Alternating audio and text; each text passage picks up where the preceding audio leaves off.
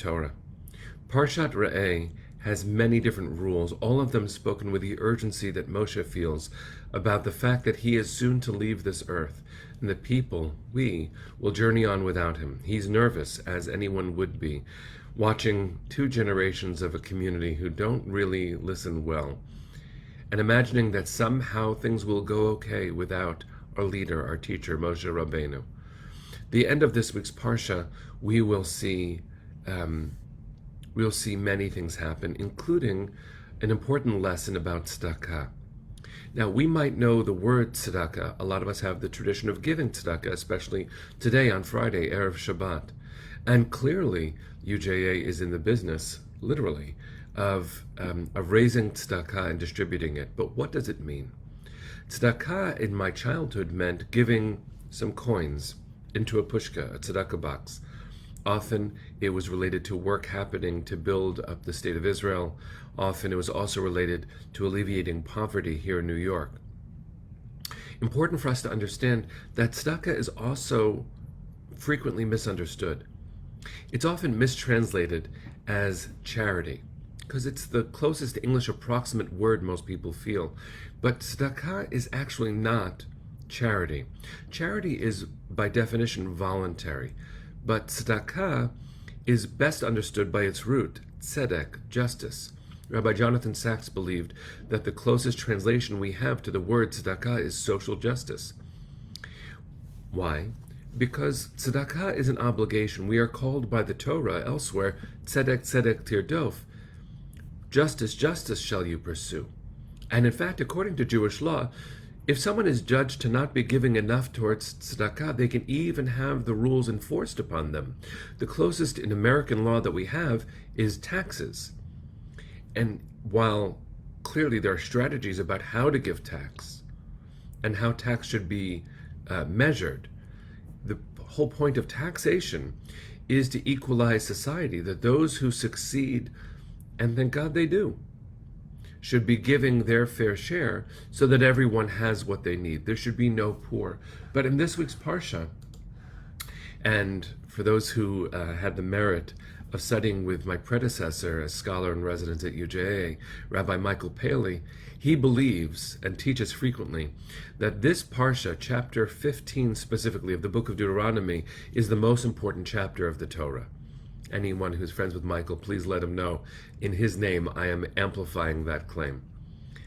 There is a central verse, a command in chapter 15 of the book of Deuteronomy. It's verse 7. Listen to the Hebrew.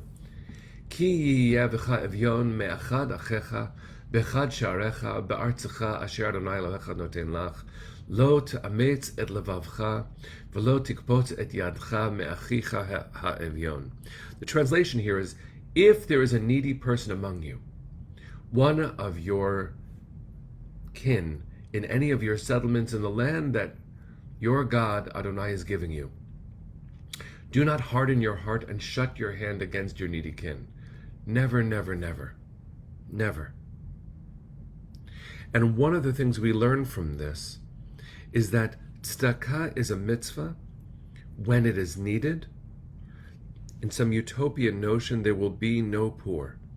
But the Torah doesn't presume that we're going to get there anytime soon.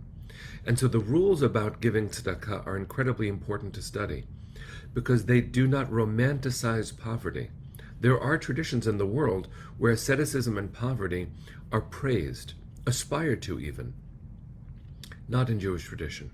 In Jewish tradition, the concern is the dignity of the person in need of tzedakah, and the mindset of obligation when it comes to those who have enough.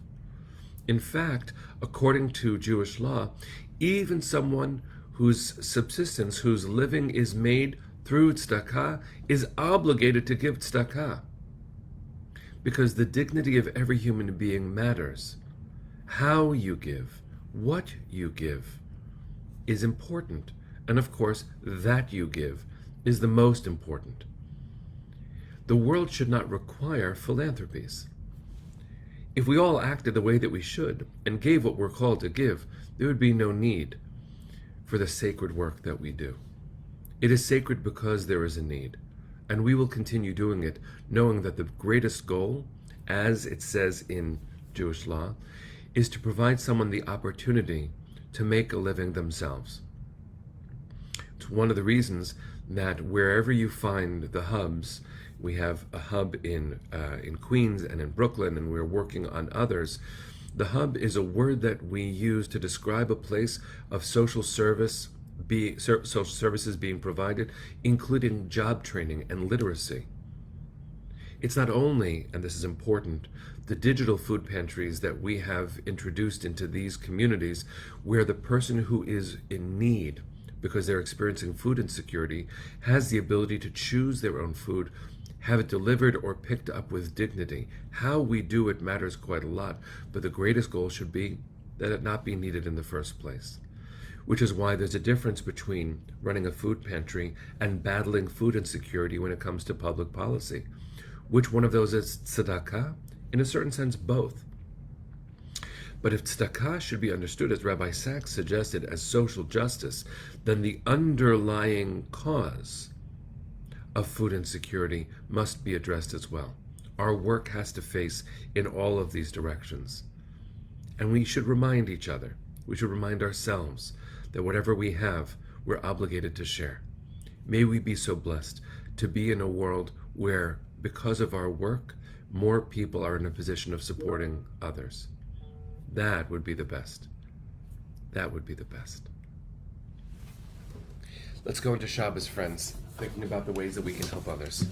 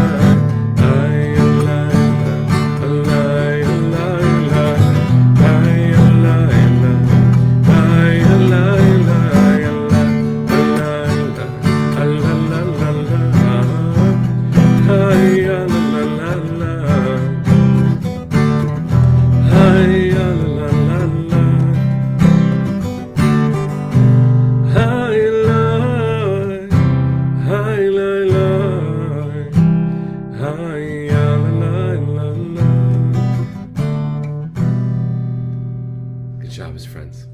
See you on Monday.